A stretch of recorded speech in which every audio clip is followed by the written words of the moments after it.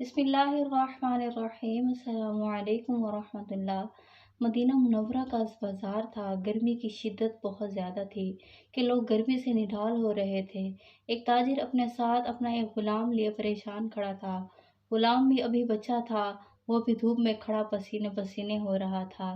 تاجر کا سارا مال اچھے داموں بک چکا تھا، بس ایک غلام باقی رہ گیا تھا۔ اسے خریدنے میں کوئی بھی دلچسپی نہیں لے رہا تھا۔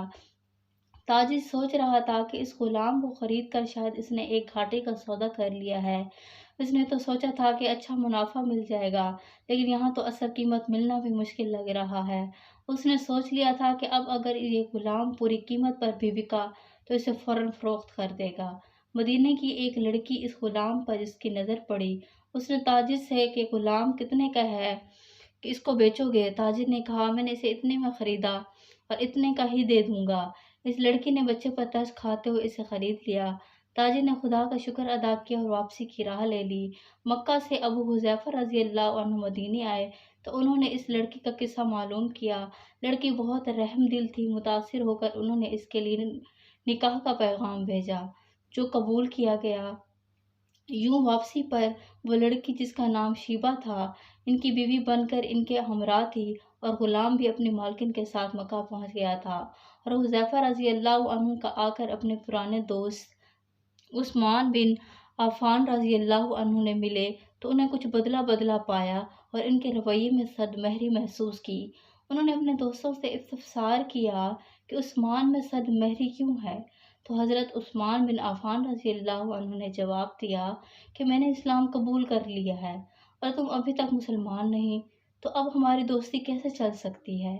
حضرت ابو حذیفہ رضی اللہ عنہ نے کہا، تو پھر مجھے محمد صلی اللہ علیہ وسلم کے پاس لے چلو اور میں اس اسلام میں داخل ہو جاتا ہوں جس سے تم قبول کر چکے ہو۔ چنانچہ حضرت عثمان رضی اللہ عنہ نے انہیں نبی کریم صلی اللہ علیہ وسلم کی خدمت میں حاضر کیا اور وہ کلمہ پڑھ کر دائرہ اسلام میں داخل ہو گئے۔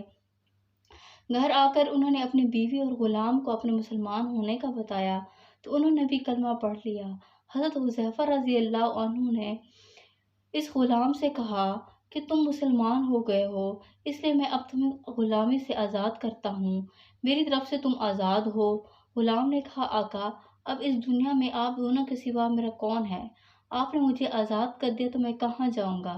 حضرت ابو حذیفہ رضی اللہ عنہ نے اس غلام کو اپنا بیٹا بنا لیا اور اسے اپنے پاس رکھنے کا ارادہ کر لیا۔ ہم نے قرآن پاک سیکھنا شروع کر دیا اور کچھ ہی دنوں میں بہت سارا قرآن حفظ بھی کر لیا، اور وہ جب قرآن پاک پڑھتے تو بہت خوبصورت لہجے میں پڑھتے کہ وقت نبی کریم صلی اللہ علیہ وسلم سے صحابہ نے مدینہ کی طرف ہجرت کی۔ ان میں حضرت عمر رضی اللہ عنہ کے ساتھ ابو حذیفہ رضی اللہ عنہ اور ان کے لیپالک بیٹے بھی موجود تھے۔ مدینہ پہنچ کر جب نماز کے لیے امام مقرر کرنے کا وقت آیا تو اس غلام کی خوبصورت تلاوت اور سب سے زیادہ قرآن یاد کرنے کی وجہ سے انہیں امام بنا دیا گیا، اور ان کی امامت میں حضرت عمر فاروق رضی اللہ عنہ جیسے جلیل القدر صحابی نماز ادا کرتے تھے۔ مدینہ کے یہودیوں نے جب انہیں امامت کرواتے دیکھا تو حیران ہوئے کہ غلام ہے جسے کوئی خریدنے کے لیے تیار نہ تھا، آج دیکھو کتنی عزت ملی ہے کہ مسلمانوں کا امام بنا ہوا ہے۔ اللہ پاک نے انہیں خوشگلو اس قدر بنایا ہوا تھا کہ جب آیات قرآنی وہ پڑھتے تھے تو لوگوں پر ایک محبت طاری ہو جاتی تھی اور راہگیر رک کر سننے لگتے تھے۔ ایک مرتبہ امیر المومنین حضرت عائشہ صدیقہ رضی اللہ عنہا رسول صلی اللہ علیہ وسلم کے پاس حاضر ہوئیں۔ ہونے میں انہیں دیر ہو گئی تو آپ صلی اللہ علیہ وسلم نے دیر کی وجہ پوچھی تو بولیں کہ ایک لڑکا تلاوت کر رہا تھا، اس سلسلے میں دیر ہو گئی۔ انہوں نے خوش الحانی کی اس قدر تعریف کی کہ حضرت محمد صلی اللہ علیہ وسلم خود چادر سنبھالے ہوئے گھر تشریف لے آئے اور دیکھا تو وہ بیٹھے تھے۔ آپ صلی اللہ علیہ وسلم نے خوش ہو کر فرمایا، اللہ تبارک کا شکر ادا کرتا ہوں کہ اس نے تمہارے جیسے شخص کو میری امت میں پیدا فرمایا۔ ناظرین، آپ سب جانتے ہیں یہ خوش قسمت انسان کون ہے؟ ان کا نام حضرت سالم رضی اللہ عنہ تھا، جو بعد میں ابو حذیفہ رضی اللہ عنہ کے نام پر بعد میں مشہور ہوئے۔ انہوں نے جنگ مؤتہ میں جام شہادت نصیب کیا۔